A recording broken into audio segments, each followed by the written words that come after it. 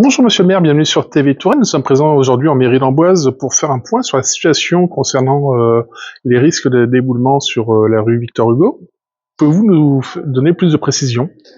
Eh bien, si on suit tout ce qui s'est passé cette semaine, en lien avec le nouveau rapport d'expertise qui nous a été attribué, qui nous a été remis mercredi matin, j'ai pris donc un nouvel arrêté qui permettait de réduire le périmètre de péril, ce qui fait que derrière il y a environ une petite quarantaine d'Amboisiens qui ont pu revenir regagner leur domicile. Et puis, et je pense particulièrement à ceux qui sont toujours dans ce périmètre et pour lequel moi les services travaillent de façon acharnée. Et là, pour l'instant, j'ai plus de 8 personnes qui essayent tous les jours de trouver des solutions à leurs problématiques, comme nous y étions engagés d'ailleurs, et qui, de par une relation individuelle, permet aussi, eh bien, de solutionner les logements d'urgence, c'est-à-dire où est-ce qu'on peut retrouver un logement sur la durée, comment on fait vis-à-vis de la vêture, les soucis administratifs, les soucis d'assurance, etc., etc. Donc vraiment, il y a l'équipe municipale, élus et services et agents est particulièrement mobilisée pour essayer de trouver des solutions à toutes ces situations. Dans votre arrêté de mise en péril, vous avez évoqué au château d'Amboise le fait de devoir faire des travaux rapidement. Quels vont être ces travaux et est-ce qu'il y a des actions qui ont déjà été mises en place? Alors, effectivement, l'arrêté de péril indique bien qu'il y a une mise en demeure immédiate de réaliser des travaux. Les travaux, pour l'instant, de ce qu'a préconisé l'expert et sur lequel je m'appuie pour faire cet arrêté, sont des travaux d'assèchement et donc globalement assécher le sol pour éviter qu'il soit de nouveau beaucoup trop meuble et que l'on ait un glissement. Donc voilà, objectif, et c'est vraiment repris dans le rapport d'expertise, assécher le territoire pour que derrière il y ait des éléments complémentaires. En asséchant, normalement, on réduit la dangerosité. On a pu voir aussi dans la presse que certaines associations étaient prévues des événements ce week-end sur Amboise qui ont été annulés.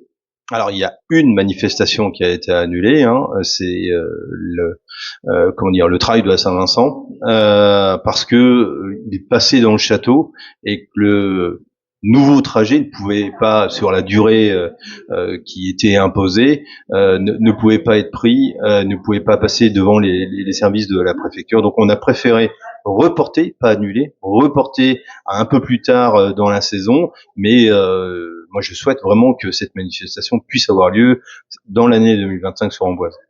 Suite à cette problématique, le travail de concert qu'on a pu constater lors de la conférence de presse entre la ville d'Amboise et le château et la fondation, ce travail continue? Le travail de concert, on est vraiment très mobilisé, parce que il y a certes le guichet d'entrée, on va dire, même si c'est un terme un peu vulgaire, mais la porte d'entrée des Amboisiens qui ont des difficultés et qui sont dans la partie qui ne peuvent plus, pour lesquels ils peuvent plus rentrer, c'est effectivement la ville, mais on se retourne à chaque fois vers le château d'Amboise pour les modalités financières et pour les modalités de prise en charge. Donc voilà, il y a un lien. Le château doit entreprendre des travaux et c'est ce que moi j'impose et on travaille effectivement de façon intelligente pour que derrière les choses se régularisent dans les meilleures des manières. Pour les personnes qui ont été sorties de chez eux, on va dire pour la durée de 3 mois environ, il y a des indemnités qui sont prévues ou rien du tout? Alors, en termes d'indemnité, il n'y a pas d'indemnité en tant que telle. Il y a une possibilité de relogement et une proposition de relogement qui leur est faite. C'est ce sur quoi les équipes travaillent pour que, comme ils n'ont pas pu aller, ils ne peuvent plus se rendre chez eux, donc qu'on puisse trouver des solutions.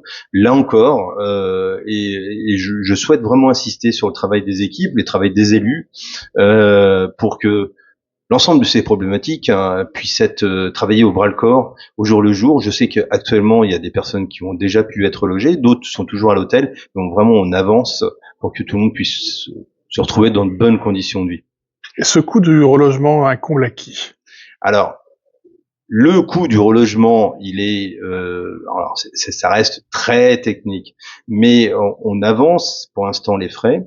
Et derrière, on essaye d'avoir des fonds spécifiques de l'État pour nous permettre d'être remboursés sur les frais avancés. Un dernier point que vous auriez apporté à notre interview pour les Amboisiens? Eh bien, je souhaite vraiment remercier l'ensemble des Amboisiens qui ont été particulièrement solidaires, qui ont envoyé des messages de soutien, qui ont accompagné, qui ont proposé des solutions pour les personnes qui ne pouvaient plus rentrer chez elles. Et je trouve que Amboise, c'est nous tous, et ça se matérialise encore plus aujourd'hui. Très bien, je vous remercie Monsieur le maire. À très bientôt sur TV Touraine. Merci.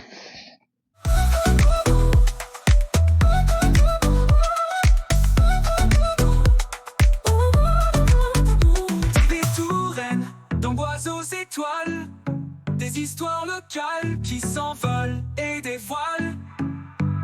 TV Touraine, la vie en couleur, on capture l'instant, on transmet la chaleur.